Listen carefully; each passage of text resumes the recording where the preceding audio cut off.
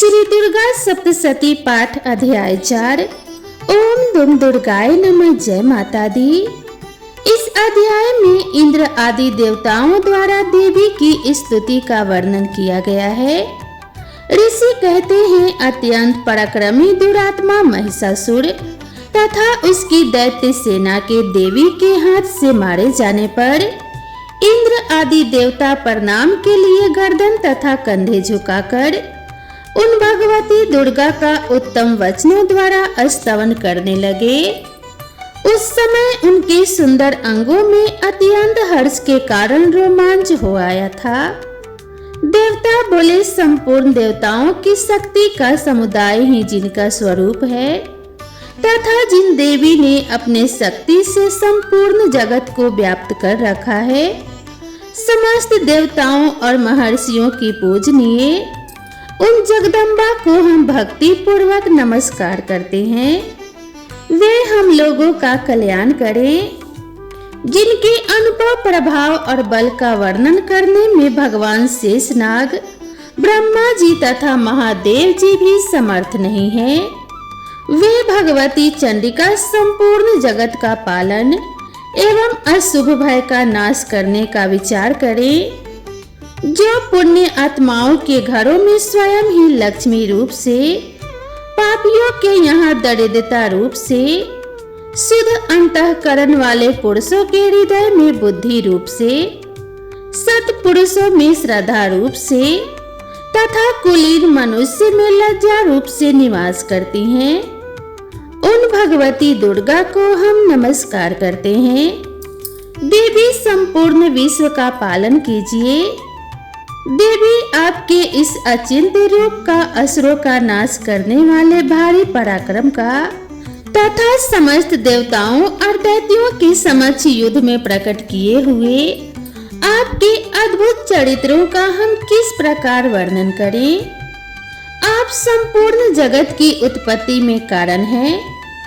आप में सत्वगुण, रजोगुण और तमोगुण, ये तीनों गुण मौजूद हैं, तो भी दोषों के साथ आपका संसर्ग नहीं जान पड़ता।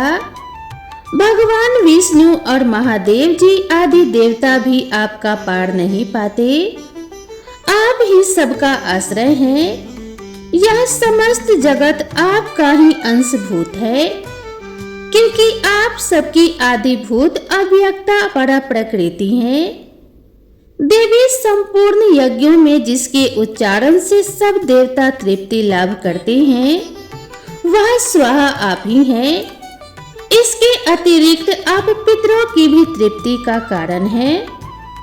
अतएव सब लोग आपको स्वधा भी कहते हैं।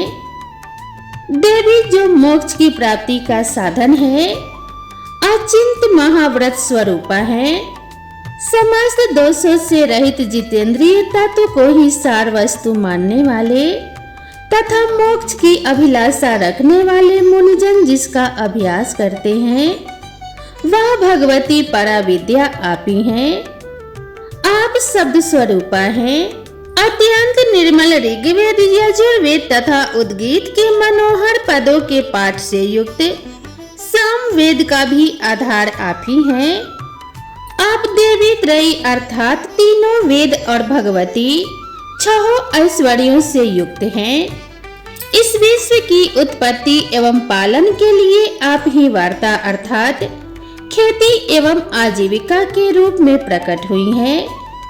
आप संपूर्ण जगत की घोर पीड़ा का नाश करने वाली हैं। देवी, जिससे समस्त शास्त्रों के सार का ज्ञान होता है, वह मेधा शक्ति आप ही हैं। दुर्गम भवसागर से पार उतारने वाली नौका रूप दुर्गा देवी भी आप ही हैं। आपकी कहीं भी आसक्ति नहीं है। कैटभ के शत्रु भगवान विष्णु के वक्ष स्थल में एकमात्र निवास करने वाली भगवती लक्ष्मी तथा भगवान चंद्रशेखर द्वारा सम्मानित गौरी देवी भी आप ही हैं। आपका मुख मंद मुस्कान से सुशोभित निर्मल पूर्ण चंद्रमा के बिंब का अनुकरण करने वाला और उत्तम स्वर्ण की मनोहर कांति से कमनीय है। तो भी उसे देखकर महिषासुर को क्रोध हुआ और सहसा उसने उस पर प्रहार कर दिया। यह बड़े ही आश्चर्य की बात है। देवी वही मुख जब क्रोध से युक्त होने पर उदय काल में चंद्रमा की भांति लाल और तनी हुई भौहों के कारण विकराल हो उठा, तब उसे देखकर जो महिषासुर के प्राण तुरंत नहीं निकल गए, यह उससे भी बढ़कर आश्चर्य की बात है, क्योंकि क्रोध में भरे हुए यमराज को देखकर भला कौन जीवित रह सकता है। देवी आप प्रसन्न हो। परमात्मा स्वरूपा आपके प्रसन्न होने पर जगत का अभ्युदय होता है और क्रोध में भर जाने पर आप तत्काल ही कितने कुलों का सर्वनाश कर डालती हैं। यह बात अभी अनुभव में आई है, क्योंकि महिषासुर की यह विशाल सेना क्षण भर में आपके कोप से नष्ट हो गई है। सदा अभ्युदय प्रदान करने वाली आप जिन पर प्रसन्न रहती हैं, वे ही देश में सम्मानित हैं। उन्हीं को धन और यश की प्राप्ति होती है। उन्हीं का धर्म कभी शिथिल नहीं होता तथा वे ही अपने हष्ट पुष्ट स्त्री पुत्र और भृत्यों के साथ धन्य माने जाते हैं। देवी आपकी ही कृपा से पुण्यात्मा पुरुष प्रतिदिन अत्यंत श्रद्धा पूर्वक सदा सब प्रकार के धर्म अनुकूल कर्म करता है और उसके प्रभाव से स्वर्ग लोक में जाता है। इसीलिए आप तीनों लोकों में निश्चय ही मनोवांछित फल देने वाली हैं। माँ दुर्गे आप स्मरण करने पर सब प्राणियों का भय हर लेती हैं और स्वस्थ पुरुषों द्वारा चिंतन करने पर उन्हें परम कल्याणमय बुद्धि प्रदान करती हैं। दुख दरिद्रता और भय हरने वाली देवी, आपके सिवा दूसरी कौन है जिसका चित्त सबका उपकार करने के लिए सदा ही दयाद्र रहता हो। देवी इन राक्षसों के मारने से संसार को सुख मिले तथा ये राक्षस चिरकाल तक नरक में रहने के लिए भले ही पाप करते रहें, इस समय संग्राम में मृत्यु को प्राप्त होकर स्वर्ग लोक में जाएं। निश्चय ही यही सोचकर आप शत्रुओं का वध करती हैं। आप शत्रुओं पर शस्त्रों का प्रहार क्यों करती हैं? समस्त असुरों को दृष्टिपात मात्र से ही भस्म क्यों नहीं कर देती? इसमें एक रहस्य है। ये शत्रु भी हमारे शस्त्रों से पवित्र होकर उत्तम लोकों में जाएं। इस प्रकार उनके प्रति भी आपका विचार अत्यंत उत्तम रहता है। खड्ग के तेज पुंज की भयंकर दीप्ति से तथा आपके त्रिशूल के अग्रभाग की घनीभूत प्रभा से चांदिया कर जो असुरों की आंखें फूट नहीं गई, उसमें कारण यही था कि वे मनोहर रश्मियों से युक्त चंद्रमा के समान आनंद प्रदान करने वाले आपके इस सुंदर मुख का दर्शन करते थे। देवी आपका शील दुराचारियों के बुरे बर्ताव को दूर करने वाला है। साथ ही यह रूप ऐसा है जो कभी चिंतन में भी नहीं आ सकता और जिसकी कभी दूसरों से तुलना भी नहीं हो सकती, तथा आपका बल और पराक्रम तो उन दैत्यों का भी नाश करने वाला है जो कभी देवताओं के पराक्रम को भी नष्ट कर चुके थे। इस प्रकार आपने शत्रुओं पर भी अपनी दया ही प्रकट की है। वरदायिनी देवी, आपके इस पराक्रम की किसके साथ तुलना हो सकती है? तथा शत्रुओं को भय देने वाला एवं अत्यंत मनोहर ऐसा रूप भी आपके सिवा और कहाँ है? हृदय में कृपा और युद्ध में निष्ठुरता, ये दोनों बातें तीनों लोकों के भीतर केवल आप में ही देखी गई है। मात्र आपने शत्रुओं का नाश करके इस समस्त त्रिलोकी की रक्षा की है। उन शत्रुओं को भी युद्ध भूमि में मारकर स्वर्ग लोक में पहुंचाया है तथा उन्मत्त दैत्यों से भी प्राप्त होने वाले हम लोगों के भय को भी दूर कर दिया है। आपको हमारा नमस्कार है। देवी, आप शूल से हमारी रक्षा करें। अंबिके, आप खड्ग से भी हमारी रक्षा करें तथा घंटा की ध्वनि और धनुष की टंकार से भी हम लोगों की रक्षा करें।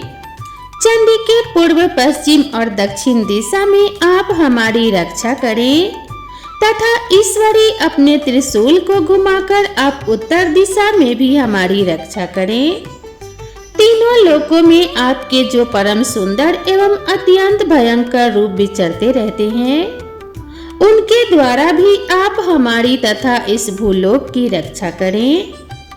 अंबिके, आपके कर पलवों में शोभा पाने वाले खड्ग, शूल और गदा आदि जो अस्त्र हो, उन सब के द्वारा आप सब ओर से हम लोगों की रक्षा करें। ऋषि कहते हैं, इस प्रकार जब देवताओं ने जगत माता दुर्गा की स्तुति की और नंदन वन के दिव्य पुष्पों एवं गंध चंदन आदि के द्वारा उनका पूजन किया, फिर सबने मिलकर जब भक्ति पूर्वक दिव्य धूपों की सुगंध निवेदन की, तब देवी ने प्रसन्न वदन होकर प्रणाम करते हुए सब देवताओं से कहा। देवी बोली, देवताओं, तुम सब लोग मुझसे जिस वस्तु की अभिलाषा रखते हो उसे मांगो। देवता बोले, भगवती ने हमारी सब इच्छा पूर्ण कर दी, अब कुछ भी बाकी नहीं है, क्योंकि हमारा यह शत्रु महिषासुर मारा गया।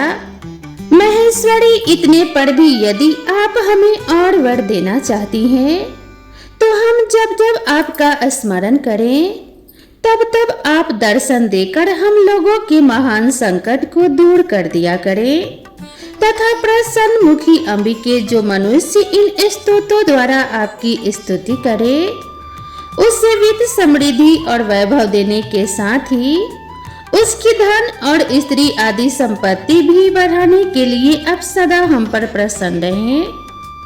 ऋषि कहते हैं, राजन, देवताओं ने जब अपने तथा जगत के कल्याण के लिए भद्रकाली देवी को इस प्रकार प्रसन्न किया, तब वे तथास्तु कहकर वहीं अंतर ध्यान हो गई।